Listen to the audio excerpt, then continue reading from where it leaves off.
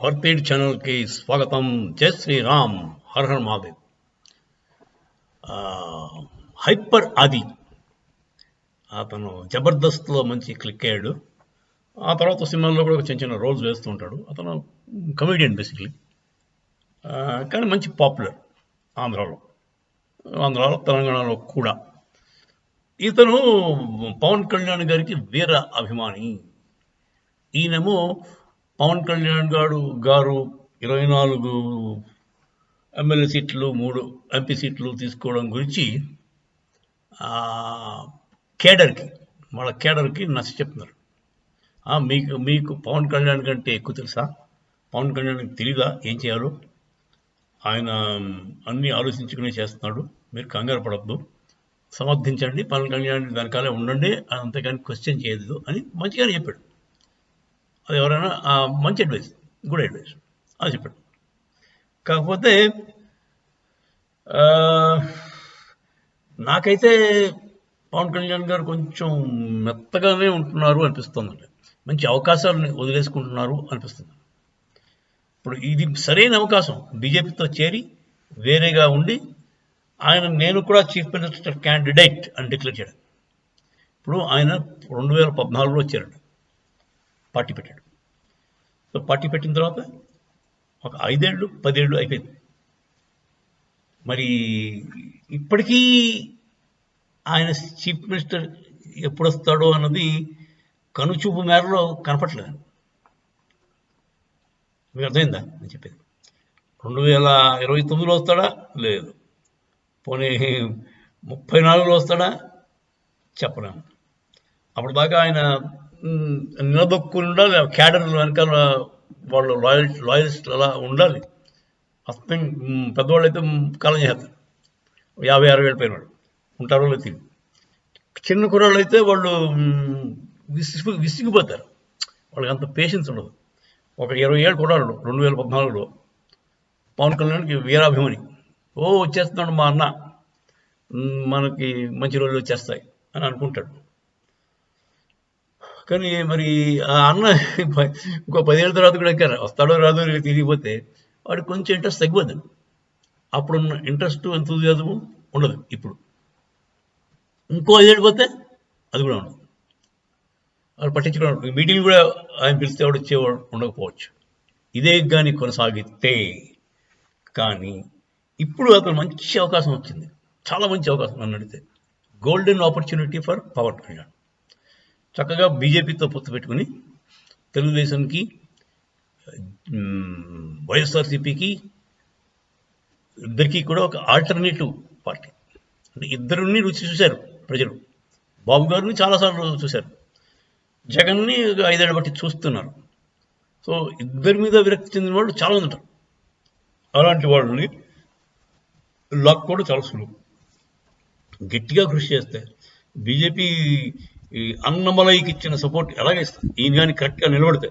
ఈయన నిలబడ్డే అటంటాడు ఇటంటాడు, ఎంతసేపు తెలుగుదేశం అంటాడు. ఆ బాబు చూస్తే బాబుకి బీజేపీకి అసలు పచ్చగడ్డేస్తే భగ్గుమనే పరిస్థితి అండి.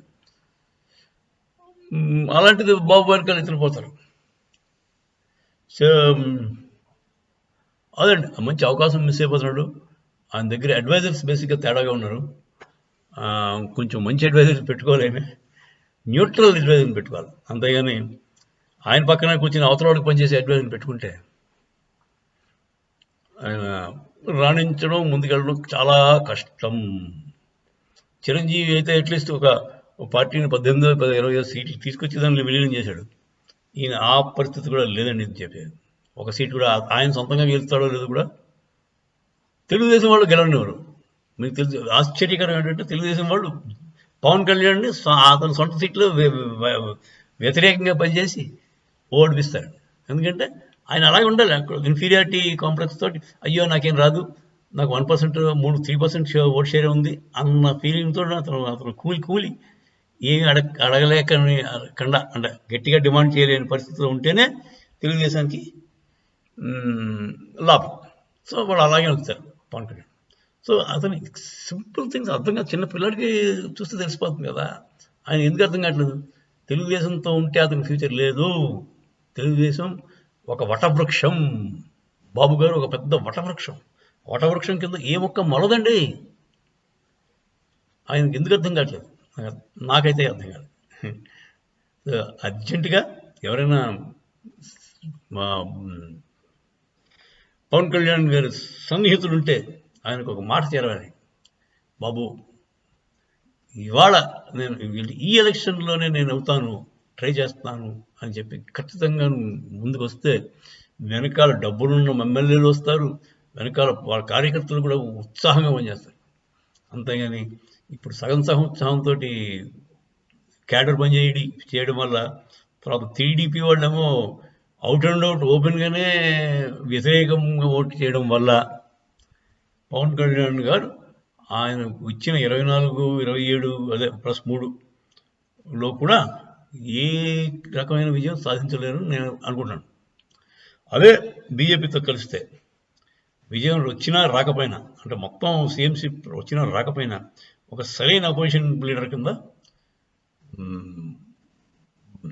నిలదొక్కోగలడని నేను అనుకుంటున్నాను. పాలిటిక్స్లో దిగినప్పుడు మరి యుద్ధానికి రెడీగా ఉండాలి, అంతేగాని ఏదో ఎవరి కోసం పనిచేస్తాను, ఎవరినో కొమ్ము కాస్తాను అనడం అది నాకైతే నచ్చలేదండి. ఇప్పుడు జగన్ చేసిన తప్పేంటి, బాబు గారు చేసిన ఘనకార్యాలు ఏంటి, నాకైతే ఇద్దరు ఒకలాంటి వాళ్ళు. జగన్కి కరప్షన్ ఆరోపణలు ఉన్నాయి, కరప్షన్ చేస్తూనే ఉండొచ్చు. ఈ లిక్కర్లోను దాంట్లోనూ ఇసుకలోనూ జగన్ తింటున్నాడు, చంద్రబాబు నాయుడు తిన్నాడు. అతను ప్యూరిటాన్ కాదు, ఇతను ప్యూరిటాన్ కాదు. అతను అంటే ప్యూరిటాన్ అంటే మచ్చలేని చంద్రుడు కాదు, ఇతను మచ్చలేనివాడు కాదు. సో అసలు బేసిక్గా చెప్పాలంటే నా ఉద్దేశంలో పాలిటీషియన్స్ తప్పు లేదండి, మనం తయారు చేసామండి. ప్రజలు తయారు చేసిన పాలిటీషియన్స్ వీళ్ళు. ప్రజలు ఓటికి 5,000, 10,000 పైగా సంక్షేమాలు ఇవన్నీ అడుగుతుంటే ఎక్కడి నుంచి తెస్తారండి? వాళ్ళు సొంత ఆస్తులు తీసుకొస్తారు మీకోసం. సో వాళ్ళు అందుకే దానికి తగ్గట్టు తింటున్నారు. ప్రజల ఆశలు పెరుగుతున్నాయి, వీళ్ళ ఆశలు తగ్గట్టు వాళ్ళు తింటున్నారు. అంతకుముందు 500తో పోయేది, ఇప్పుడు 5,000 దాకా వచ్చింది. 10,000 కూడా అడుగుతారు ఇప్పుడు ఓటికి. 10,000 ఓటికి తేవాలంటే ఈ ఒక్కొక్క కాన్స్టిట్యూన్సీ ఎన్ని వందల కోట్లు అవుతాయండి. సో ఆలోచించండి. మనం మారాలి, మనం మారి ఇప్పుడు గట్టిగా అడగడానికి అవకాశం ఉంటుంది. సరే, ఇప్పుడు బేసిక్గా పవన్ కళ్యాణ్ గారు వాళ్ళ కేడర్ని పాపం హైపర్ ఆది అనే కమిడియన్ ఆయన ప్రోత్సహిస్తున్నారు. మంచిగా అతను చెప్పినట్టు వినండి, ఆయన వెనకాల ఉండండి అని చెప్పి చదివి చెప్తున్నాడు. అది మొత్తం కరెక్ట్, అది చేసింది కరెక్ట్ పార్ట్ చేస్తున్నాం.